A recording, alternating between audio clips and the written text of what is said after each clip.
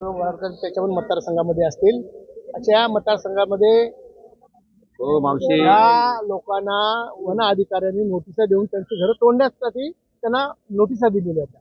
त्यामुळे जनता प्रचंड भयभीत झाली होती आणि जनतेमध्ये खूप भीतीचं वातावरण झालं होतं. तर मग अर्धे लोक तर कामाला जायचे नाही, अर्धे लोक झोपायचीच नाही, कधी येतील कधी तोडतील. चप्पर ही महत्वाची गोष्ट आहे. या भयभीत झालेल्या लोकांनी आमच्या सर्व नेत्यांकडे लोक आले, सर्व लोक माझ्याकडे आले. मी मान्य वनमंत्र्यांना तसं पत्र लिहिलं की आपल्या दालनात त्याची बैठक बोलवावी आणि मी मल्लिकार्जुन साहेबांना पण विनंती केली की आपण सुद्धा याची बैठक बोलावी, याचं काय स्पष्टीकरण ते आम्हाला द्यावं, का तुम्ही तोडताय. कारण आम्ही 2011च्या पूर्वीचे लोक आहोत. तर त्यांनी स्पष्ट सांगितलं 2011च्या पूर्वीचे असतील त्यांना आम्ही काही करणार नाही, पण 2011 नंतर ज्यांनी कोणी घरं बनवली असतील त्यांच्यावर तोड कारवाई केली जाईल. आम्ही सर्वांनी त्याला समर्थन दिलं. कोणी नवीन कलाकार लोकांनी बांधले असतील तर त्याला अजिबात प्रोटेक्शन मिळणार नाही. त्याचबरोबर जे कमर्शियल आहेत त्यांनी सुद्धा त्यांची घरं होती, तिचे मकान आगे दुकान की आहे, ते पण चालणार नाही. त्यांनी तिथे राहण्यासाठी आहे त्यांचे दुकान धंदा करू नये, ते सुद्धा त्यांनी बंद करावं असे स्पष्ट निर्देश दिले आहेत. त्यामुळे जे लोकांमध्ये आता भयभीत वातावरण होतं ते शांत होईल मला पूर्ण क्लिअर झाला. ज्यांच्यावर कारवाई झालेली आहे त्यांनी त्यांचे पुरावे जमा करावे, त्यांच्या केसेस मागे घेतल्या जातील आणि बाकी आणखी सविस्तर काय असेल आम्ही माननीय मुख्यमंत्री यांच्याकडे बैठक, त्यांच्या दालनात बैठक बोलवणार आहोत. येणाऱ्या काही दिवसात बैठक लावली जाईल, त्याचा स्पष्ट निर्णय केले जातील. 2011चा पुरावा आहे, रेशन कार्ड, आणखीन काही पुरावे असतील, लाईट बिल, आधार कार्ड, जे काही पुरावे असतील ते त्यांनी जमा करावे. पण महत्वाचा पुरावा वोटिंग कार्ड आणि रेशन कार्ड. सभी केतकीपाड़ा, धारखाड़ी हो, दामोनगर हो, ये सभी रहवासियों की तरफ से उनका नेतृत्व हमारे यहाँ के आमदार प्रकाश सुर्वे जी ने किया है और हम उनके साथ में हैं। और वन खाते के जो अधिकारी है मल्लिकार्जुन साहब, उन्होंने आश्वासन दिया है कि 2011 के पहले का कोई भी झोपड़ा नहीं टूटेगा और 2000 के जिसके पास पुरावा है वो पुरावा सबमिट करने के लिए उन्होंने मोहलत दी है, कई दिन दिए है।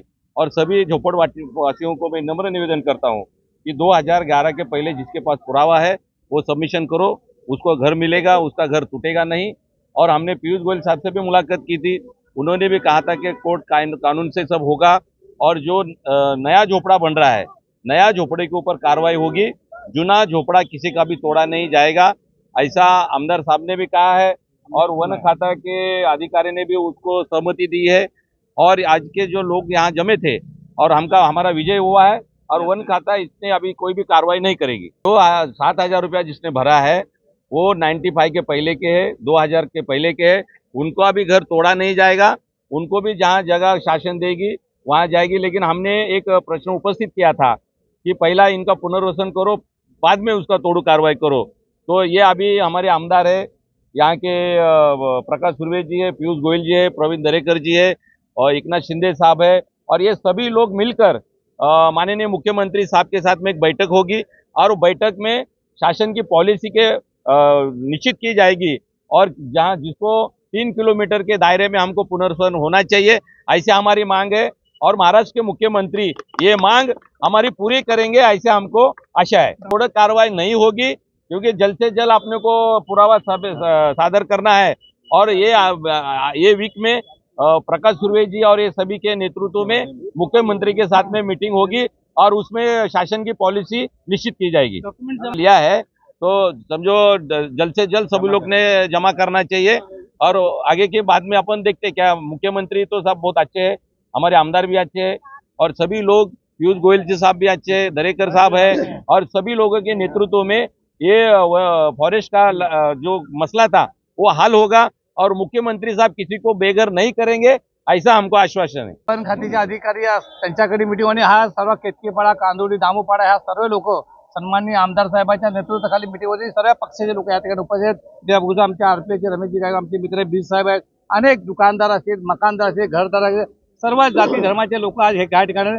आणि वन अधिकारी मल्लिकार्जुन साहेबांनी सांगितले की 2000च्या म्हणजे ज्यांनी 55ला पैसे भरलेले आहेत त्याचा घर केव्हा तुटला जाणार, तिथपर्यंत त्याला घर देत नाही तिथपर्यंत. आणि 2011च्या नंतरचे घर असतील त्याच्यावर कारवाई होईल, पण 2011च्या आधी जे काही घर असतील त्यांनी त्यांचे डॉक्युमेंट जमा करावा. पण वन अधिकारी वारंवार बोलत होते की आपल्याला की आपण पेपर जमा करा. यांचा उद्देश ते होता की ते पेपर ह्याची जमा करायची छाटणी करायची आहे. तर त्याच्यामध्ये माहीत पडेल की 2011च्या आधीच्या अगर 2011च्या नंतर जे घर असेल ते 5 या 10 असतील, पण 20,000 25,000 संख्या जी 2011च्या आधी त्यांना का बली चढवायचा. मग पहिला त्यांना वाचूया. दुसरी गोष्ट दुकानाचा विषय सर अनेक कार्यकर्त्यांचा विषय म्हणा, दुकान तर आमच्याकडे अनेक वर्षापासून आहे, त्यांच्यावर अन्याय बी झाला नाही पाहिजे.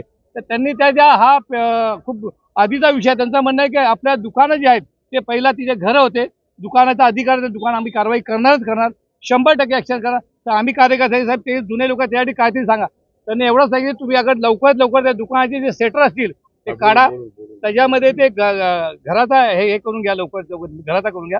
आणि तिथे घर हा पहिला खरोखर ते घरच होते, घराचे दुकान झाले. तर त्या ठिकाणी आपण ते देखील हे करू. आणि आज खरोखर लोकांच्या मध्ये भीती होती, ती भीतीने गुमराह करणारे होते. आणि आपण स्वातंत्र्य म्हणजे जे मतदान असं हा लोकशाहीचा हा विजय झाला. त्या मतदानची यादी असेल तर ती वोटिंग आयडी या रेशन कार्ड, काय लाईट बिल जंगलामध्ये फॉरेस्ट खात्यामध्ये लाईट बिल नसेल तर ते देखील नाही. पण हे 2 पुरावे महत्वाचे आहेत. आणि केस बी गायकवाड साहेब सांगितले की ती केस झाल्याची 2011च्या आधी तर आम्ही अधिकाऱ्यांसाठी ती केस रिटर्न घ्यायला होती की रिटर्न